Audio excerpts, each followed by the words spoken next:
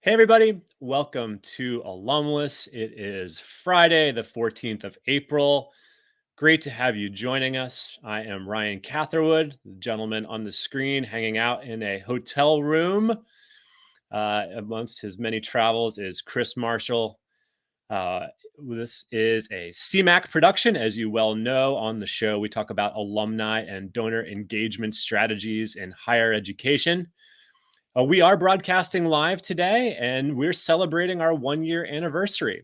So we're excited. We've got a special show today with a really exciting guest, Caryn Davies, who is a 2-time Olympic gold medalist. We're excited to chat with you about that. But Chris, what are you doing? Where are you at? What's going on? I spent the last day, and then this afternoon it'll be at Denison University in Granville, Ohio. Beautiful campus, great institution. One of the best presidents I've ever met in my whole career. They're amazing. Adam Weinberg, he's fantastic. It's at Denison University today and tomorrow, and I'll be at Gettysburg. Yesterday and today, and tomorrow I'll be at Gettysburg. So quite the whirlwind. Yeah. Well, as I mentioned, great show today with Caryn Davies, Olympic gold medalist 2 times, and she certainly serves as the volunteer president of the USOPA, which is pronounced USOPA, and stands for the United States Olympians and Paralympians Association. This is one of the most prestigious alumni associations that you can be a part of, which includes a group of 5,000 plus Americans who represented the United States in Olympic and Paralympic competition. So huge deal. We're excited to have Caryn, excuse me. I probably will do that one more time, but I will get 90% right. So Chris, this is a 1-year anniversary of Alumless. I'm pretty proud of what we've been able to build here, and we've got a great community that follows the show every other week. So when you think about over the last year, some of the successes, some of the things that have come up on the podcast, what stands out? A lot of it's credit to you and your vision for this and the work you've done to put it together. And so kudos to you for all the hard work, and congrats for the 1 year of this show. I think it's our 23rd episode. We might have missed a couple every other week along the way around holidays, but otherwise we've been doing this consistently, and the viewers are growing, and we're hearing more and more great feedback on it. So I'm thrilled with it. In terms of any favorites along the way, it really depends on who's listening. I'll answer that question based on who I know is on the webinar. But I've enjoyed all of them, and what I love about them is when a guest gets provocative and they say something that's a little bit out there, and we can have a really fun conversation about it. And so I've enjoyed them, and I think they've been helpful from an industry perspective. But a lot of good content. I'm not going to pick one because I'll get in trouble if I say anything.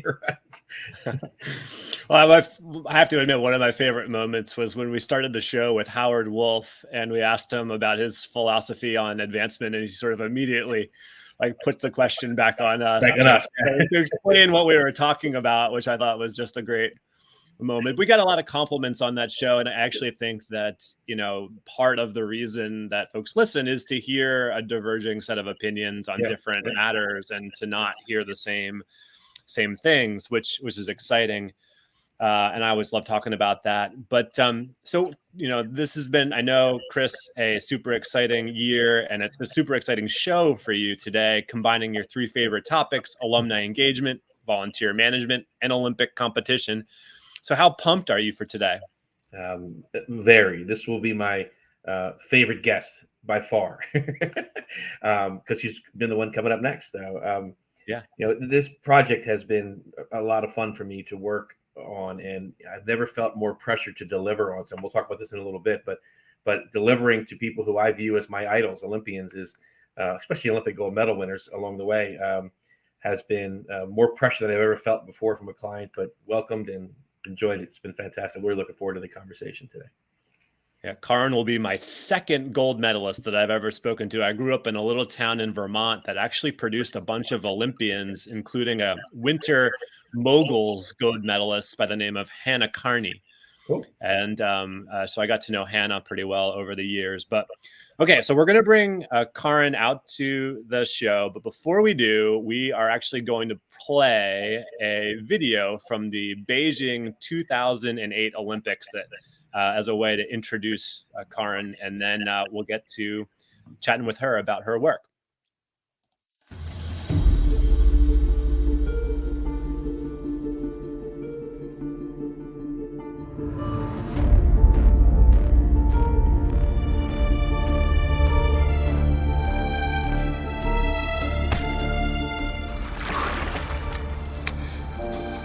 The best times out on the water are what they call flow.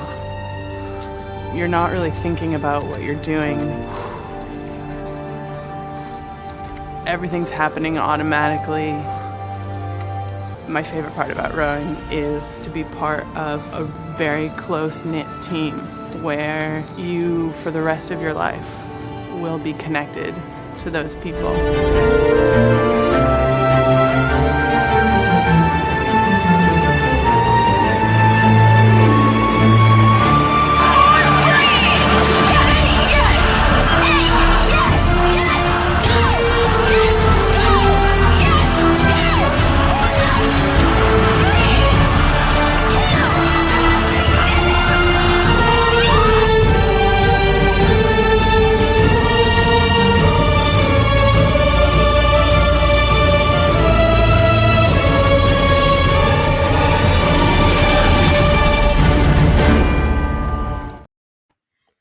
All right. Well, that's a heck of a warm up, and actually the first video we've ever played on Alumless. No, that was awesome. Great. Well done, Ryan. Really dramatic music. But Caryn Davies, welcome to Alumless. It's great to have you. Thank you so much, Ryan, for having me, and Chris. I just want to point out that in addition to your anniversary today, it's also my anniversary, but I'm a little older than one. This is your wedding anniversary? Or? No, it's my birthday. Oh, it was your birthday. Okay. All right. Fantastic. Well, happy birthday. Thank you. I knew that. I had forgotten it, but we will celebrate somehow, Caryn. I promise. Thank you for being here on your birthday. Come on, Marshall. Geez, we have a birthday celebration here on the show. How could we forget this? This is okay. Should we sing? No. We'll save that. We'll save singing for the bonus segment. Okay. Well, Caryn, impressive. Obviously, you are two-time Olympic gold medalist. Great to have you on the show. Well, let's talk a little bit about your life, your history, your background, your crooked mile, so to speak. Where did you grow up? How did you get into rowing? Where did you go to school? And then maybe a little bit about what you do professionally. Yeah, I'm from Ithaca, New York, small town. I got recruited at an early age to row because I was very tall. I'm actually 6'4", so by the age of 12, I was probably 6 foot. And the coach of the high school rowing team spotted me in the supermarket, and he strode up purposefully, and he said, "I want you for rowing." And I thought this was terrifying, but he eventually convinced me to come down and try it out, and I was good at it, so I liked it and kept doing it more and kept getting better at it. I ended up rowing as an undergrad at Harvard, also known as Radcliffe. We raced under the banner Radcliffe. Went on to the national team, obviously, to the Olympic team. I raced in my third Olympic Games. They all run together after a while. Was actually halfway through law school, went to Columbia for law school, and I'm now a lawyer. I represent small businesses. Wow. Well, Caryn, I've never met you in person, so if you hadn't told me you were 6'4" right now, I'll be seeing you a week from now at the reunion event, looking up. So now, are most rowers tall? I mean, when I think of tall and advantage for athletics, I think obviously of volleyball and basketball, but so being tall has a real advantage for rowing. Yes, yeah. All of my teammates were tall. The shortest was 5'8", but that was unusual. Most of the women are kind of 6 foot, and most of the men are more. That has to do with length of stroke, ultimately? Yes. Is that where the leverage comes from? Yeah, it's the same in swimming, to be honest with you. Swimming, most elite level swimmers are tall. Yeah, and they got the long arms and torsos. Right. Rowers mostly have long legs.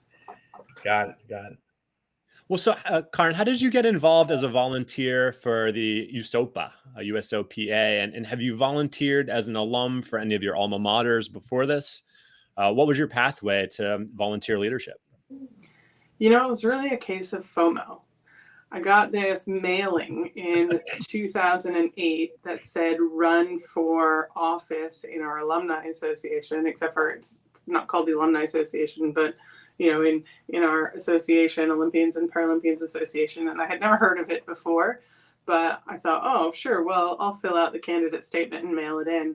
And I forgot all about it until a few months later when the then president, John Neighbor, called me and congratulated me being elected as a vice president. And I kind of went, wait, what did I sign up for? And I've been doing penance ever since. Not really. I've enjoyed it. It's been tough, but also very rewarding. So Chris, how did you and Caryn meet?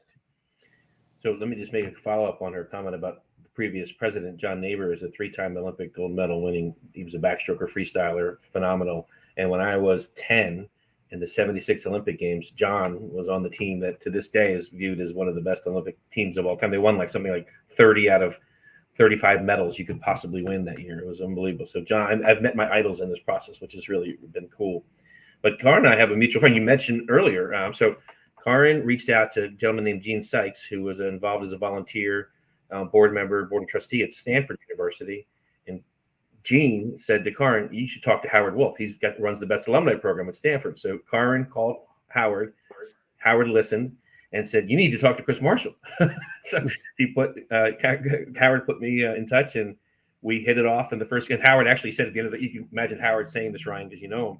He said, Chris, I want you to do this. I want you to reach out, but do it pro bono. Just do it because it's the right thing to do. And I said, sure, Howard, I will absolutely do that for you.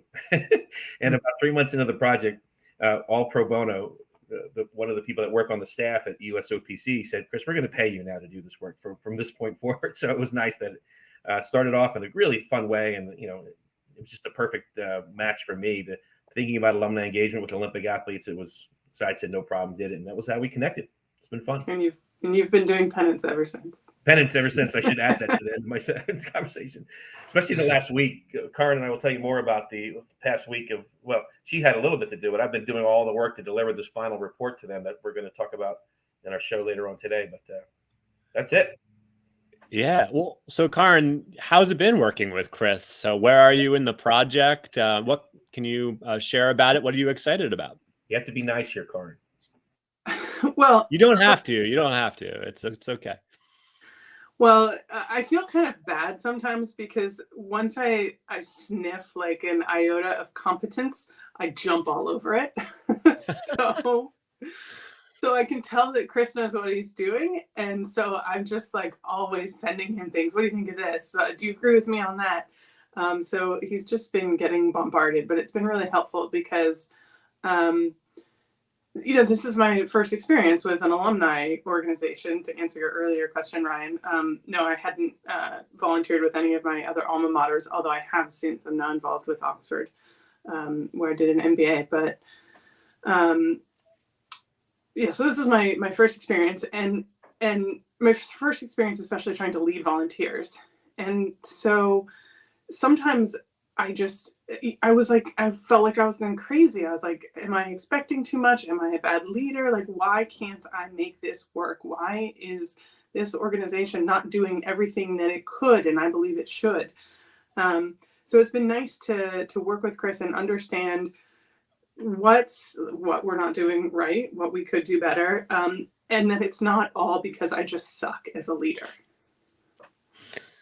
Well, let's dive into color that in just a little bit more for us. What are some of the things that you think the organization ought to be doing better? What are some of the things the organization does really well? I know a lot of listeners are alumni relations professionals and they manage alumni association boards. And I would love to hear your perspective on just kind of what you think should be happening and what could be better. So we have a kind of situation where a small group of people basically do most of everything, and there's a lot to be done because not only is this alumni organization responsible for ourselves, we also are responsible for finding people to serve on other committees and boards within the Olympic movement. And so I found myself just tapping the same 20 people over and over again. And I just wasn't able to get broader buy-in or visibility. Like if you ask most Olympians or Paralympians, what is USOPA, they would say, I have no idea. I've never heard of you. So the real issue is that most people, they may even want to get involved. I don't know, but I can't reach them because they don't know we exist. So we just haven't done a great job of engaging the bulk of our membership. It's really just, as I said, a few people who are very involved and very aware. So I think that's what we could and should be doing better. Instead of a few people doing a lot of work each, we can kind of spread the load around and have a lot of people doing a little bit of work each and get a lot more buy-in, because really our job is to inspire people to make the Olympic and Paralympic movements more visible in this country. Yeah, thank you for coloring that in. Connecting the dots just a little bit for listeners, what lessons from your rowing career and Olympic success have you applied to your life, your work, and of course, this particular volunteer role? I think one of the most important lessons I learned as an athlete wasn't the times that I made the Olympic team or won an Olympic gold medal. It was actually more recently when I failed to make an Olympic team. I tried for Tokyo for my 4th Olympic team and I didn't make it. And that was really hard for me. I had never not succeeded at something like that I had tried. And along the way, so I was returning to the training center, rejoining a team where people didn't know me, clearly felt threatened by me, didn't really welcome me in. And it took me a long time to integrate into the team. And eventually I realized that what I had been doing wrong is I had come back and just put my head down and worked as hard as I could in the way I knew how. And I hadn't really shared any of my struggles or my fears with my teammates. And I think they looked at me and thought, oh, this is easy for her. Someone said to me, you just act entitled. You act like you're going to make the team no matter what. So I had to learn to be a little bit more vulnerable. If I wanted to be a leader, I had to share that this is hard for me too. And then, I didn't make the team, moving on, got elected president. And I just threw myself into the work. I was doing probably 20 hours of work a week for the first few months. And I burned myself out really quickly. And I was looking around, I was like, why is nobody helping me? And then I realized it was because I hadn't shown how hard I was working and I hadn't asked people for help. And eventually last year we had our first in-person meeting and I actually just broke down crying. And I was like, I can't do this anymore. I need help. Things need to change. We need to figure something out because I'm already burned out and it's been, a year. And I think that really, first of all, that really brought people closer to me. And they really rallied around me. And second of all, that made people realize oh, it really isn't working. We didn't even know. So there's been a lot of change since then. And I learned that sometimes as a leader, you have to share what's hard for you as well as try to share what you do well. That moment of that vulnerability that you let people see is a lesson for everyone in that equation. And it is clearly a moment where it shifted things and we're now moving to it. Hopefully we're getting to a better place. But I love the fact that you shared that story where a leader can be vulnerable is part of leadership. I think that's a good lesson for people to hear. And kudos for being able to share that story. Chris, you've been working with Caryn and the USOPA for 8 months now. What have you noticed about how they're thinking about their overall role, the role of the board and individual roles of volunteers? I know this is something that the alumni boards that we work with all the time, right? We're constantly talking about the role of the board, and we talk about it on this show too. Yeah, there's so many parallels. There are a few differences for sure of how this is different, but you could line up pretty much everything we've talked about in the higher ed alumni engagement world and have a parallel on this side of it. I'll give you an example. The fact that Caryn, as an athlete, did not know that USOPA, what it was that it existed until you raised your hand as an alumni volunteer. and that most Olympians, Paralympians don't know what it is today, is the fact that we haven't done what we call in our business early engagement, planting those seeds of alumni loyalty, letting them know that they're not just here for 4 years, it's forever. And the things we talk about of working with current students and our youngest graduates in higher ed context is the exact same issue we're facing here. How do we get USOPA on the radar of these athletes who are, 100% focused on making the team and winning a medal? I talked to several other recent athletes who said, I don't even, they just didn't know, because that's what they were focused on, other things. It wasn't on the radar. So that's a challenge here. And in this case, this is a almost 80-year-old, or this organization was founded in its original form right after World War II. And for almost 50 years, a half a century, it was a social regional chapter group of people that was independent of the USOPC. It wasn't until 1992, so 45 years went by before USOPC, our governing body for sport, said in the United States, said, we're recognizing this as the official alumni group. And from that point till today, so for the past 30 years, the challenge that I've seen for that group is sort of, while they've had attempts along the way at having a clear mission statement and vision of what they want to do, and a strategic plan in several different iterations along the way have been in place, what I've noticed is that it often shifts when the new leader comes on board. So whoever the 5 or 6 past leaders, whenever they come on, they've had an agenda that they wanted to promote. And that became the focus of USOPA. And that didn't allow anything to really stick and stay in place over the course of those 30 years, because it was a shift each time, all in the lane, but it was a shift in the lane big enough that didn't really have a clear focus, clear role. And one of the things I've been working with them on very clearly is to build that, what is it the role of this group should be and how they should be moving going forward. And that should stay the same. And as presidents and leadership changes, they keep that in place, and maybe the priorities might change slightly throughout each course of a presidency, but not the main mission of the group. So that's been the biggest I've seen, and where there's opportunity. And Caryn, I'd love to hear your reaction. You've read what I've written about this. We talked about it a little bit as recently as yesterday, but anything you want to add to my comment there, I'd love to hear your thoughts. Yeah, I'm actually reminded of something John Neighbor said to me when I first got elected, which was basically do less. Yeah. Do less and do it better. So you've been really helpful, Chris, in identifying that problem that we've just been kind of a little bit too scattered.